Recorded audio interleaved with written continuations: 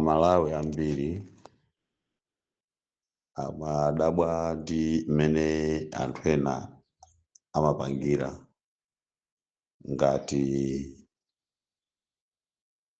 momwe umbanda kapena umbava kapena mchitidwe wa mtopola umene umachitika m'matawuni akuluakulu, kuti kodi mu umbanda kodi mumapezeka ubeneficiary wotani. Mu umbanda mapezeka anthu amene simaganizira kuti iwowo angakhale mu system imeneyi akutani akuchita nawo. Taonera pamene meya wa mzinda wa Blantyre pamene akuzuzula umbanda ndi kuthesa mchitidwe wawo wa umbanda ndi uchigananga, pabwera anthu ena ndikuza mapereka mamwemwe, manyonyo kapena ndi mawewe, mabodza kapena kuti phokoso, kutena kuti Osman Jomo walakwisa kudzudzula zimene zija.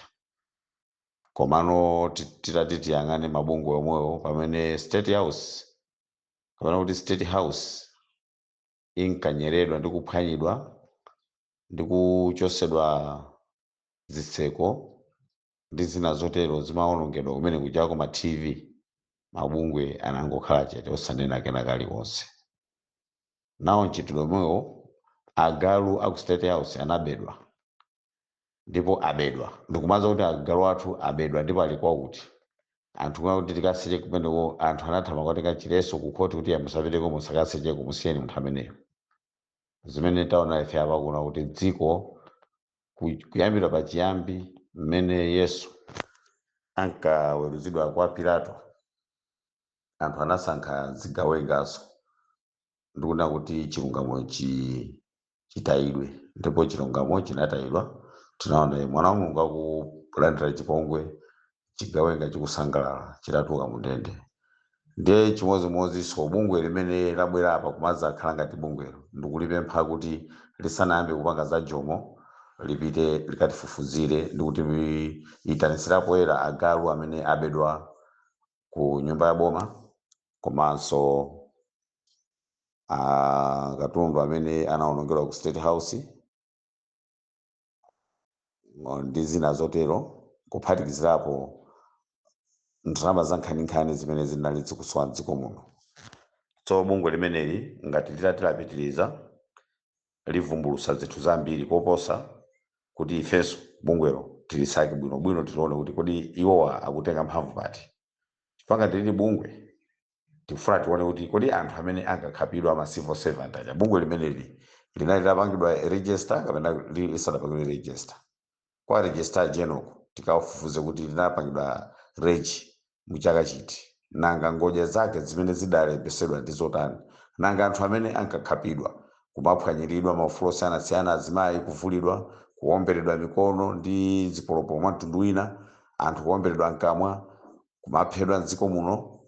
Zimene zijaso tifuna kuti tizifufuze zibwere poyera. Chifukwa ife sitingatsekerere zinthu zopusa zonyasa zikuchitika m'dziko muno, anthu kumaberedwa mwanjira zina, anthu kumawonongedwa katundu, zinthu zoti zinagudwa ndi ndalama za nkhaninkhani wina angotenga azikagulisa mochipa.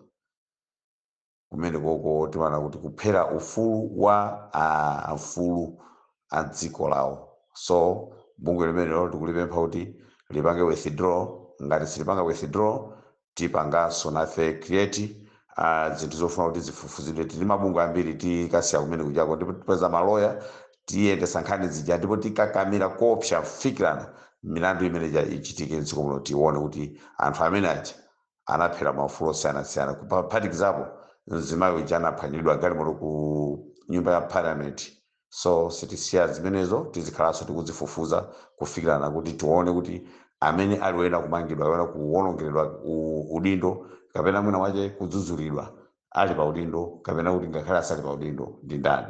Chifukwa ife zimenezi tikazisekera kwambiri tikuona kuti ngakhale zinthu zina ndi zina zikuwonongeka kwambiri pa zifukwa za anthu ngati amene wantopola kuwiri ngati amene wawo. So Osman Jomo ndikumulimbikitsa kuti apitirire ndi ntchito yake yokhazikitsa bata ndi mtendere m'matawuni ngati dziko la Malawi lodzaza ndi ufulu, kuti ufulu umene ukhale upindulira Malawi. Dziko kwambiri.